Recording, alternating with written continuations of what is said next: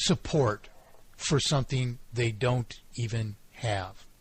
So this is a huge issue, and we have to. The thing is, yes, stand up, but master the issues first, and don't take away credit. I'm not everybody asking everybody. I prefer my anonymity, but the thing is, if you don't credit the real author, who's the one who can straighten all of us out on all of these things, you're inherently departing from the only truth that can save us, if and only if, of course, there is, in fact, one solution and one solution only, which is something which has never been disproven and has been proven by regular conventions for decades.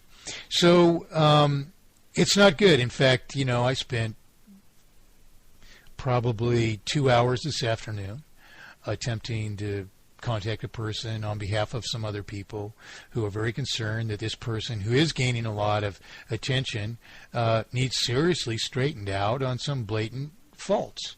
They're advocating that money can't be a debt, you see, and that's destructive. That means that I've got to redo my work and redo my work and redo my work, and for every 4 people who finally understand, they've generated 40,000 casual opinions that something else is a solution when in fact it's not. Who's going to prevail? You see, so this is extremely destructive. So I would prefer that people gravitate to the fact of singular solution, read it from its source, hear it from its source, and in truth, although proliferation is important, I don't see that we'll accomplish much in the next few weeks before we get this new site online, which will be perfectedeconomy.org.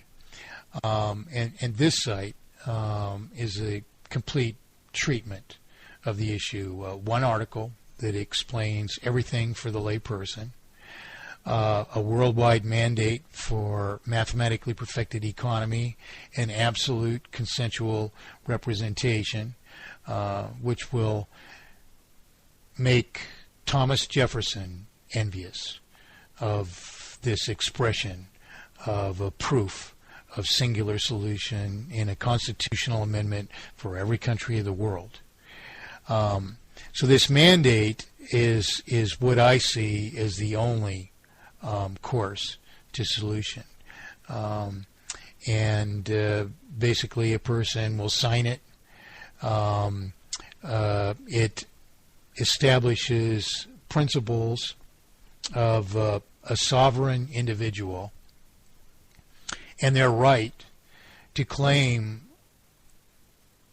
to declare, and to exist only under, and to even prosecute offenses against them for imposition of anything else, to live under mathematically perfected economy and absolute consensual representation.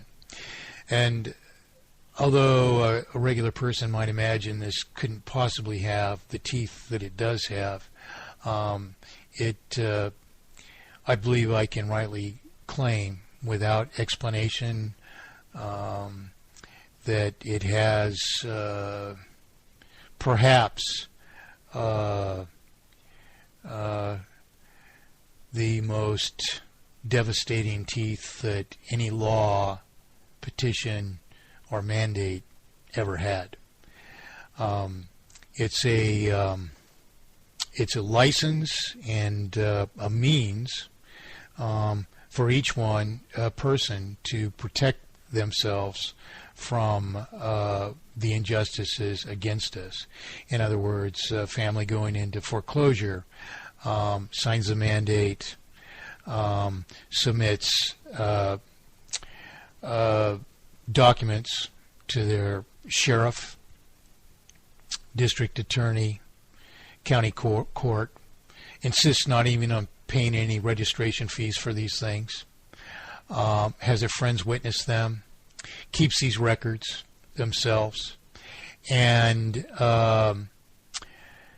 resolves their mortgage by creating mathematically perfected economy themselves as pertains to their self, simply by issuing and having witnessed their delivery of a like irredeemable promise to pay to the purported banking system, which is not to pay their debts, but is to fill the artificial obligation in a like manner, so that, if necessary, which I don't expect ever to be the case, they may challenge the purported lawful authority of the purported banking system and the constitutionality of the currency on these arguments of inevitable failure and singular solution. And there they get to sit, not having to pay any further on their mortgage or against their taxes. And believe me, you know, if people do this, if they have the gonads to do this, and if they don't, well, they can bend over and kiss their hindquarters goodbye.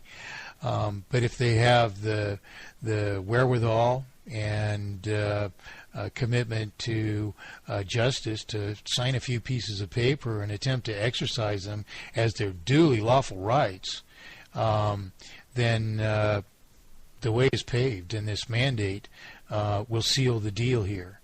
So that's all that I see transpiring. I mean, when this site goes live, if it doesn't go viral, if people don't visit it, in just incredibly prolific numbers, it will not amaze me, but I will know then that these people don't have a chance.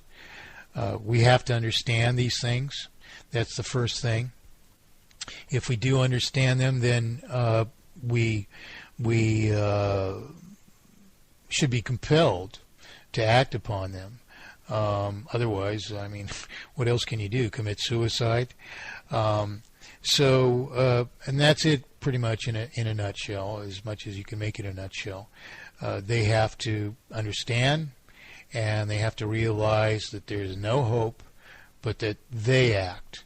And so if they do act, this mandate, which is a very substantial, very well-toothed document, is the means and instrument of not just a monetary revolution across the world, but an establishment of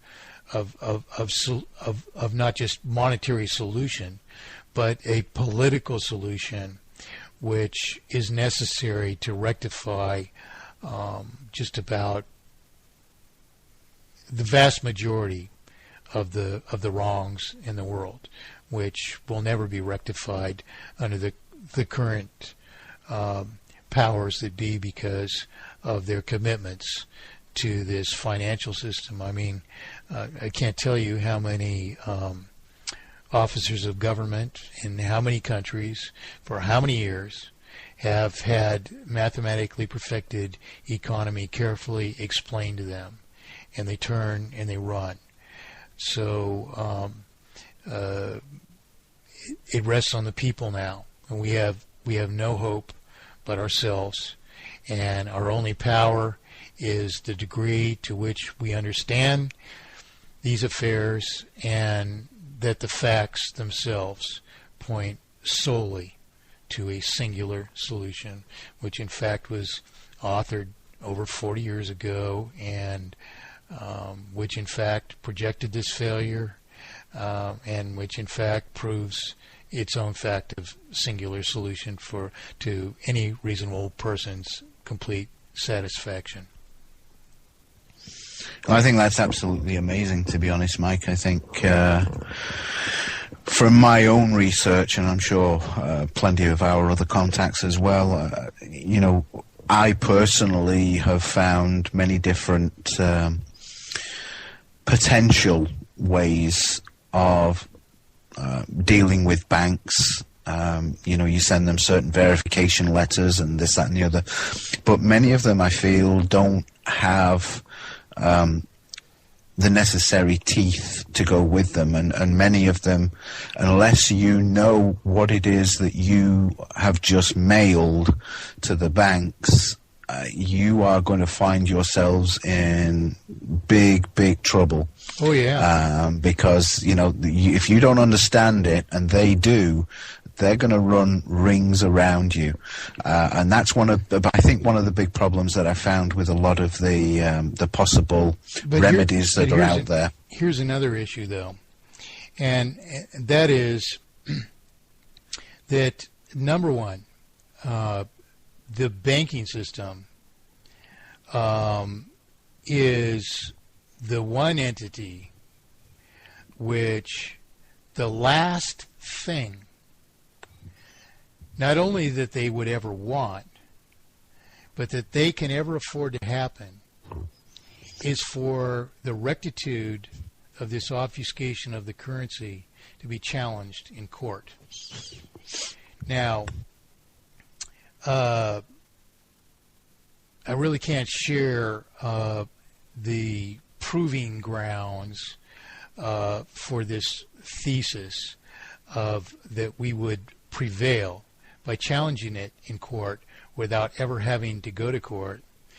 But I'll pay you $1,000 if you read this mandate and you think that, not that any judge, but that any good judge would ever even hear the matter in his court without deciding for the plaintiff, the person. I wager they will not. The reasons are simple. The court can't disprove the fact of inevitable failure. The court can't disprove the fact of singular solution. And the teeth that this document gives the people are the very power to prosecute that court for treason, and the courts deciding against them is the only evidence that's necessary to do so. Catch-22 for them. Absolutely. I mean, that's absolutely brilliant. Well put. I mean, that's exactly what it is. It's a conundrum, as we say. There is no way out. You go to court, you're proven wrong.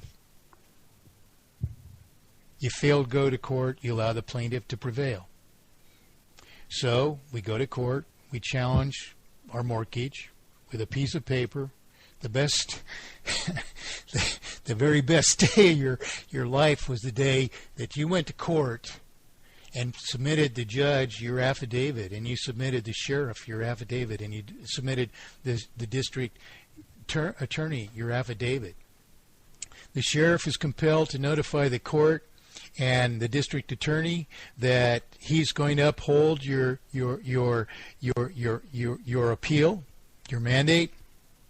The district attorney is notified that he's compelled to prosecute the sheriff and the court if they do not do so.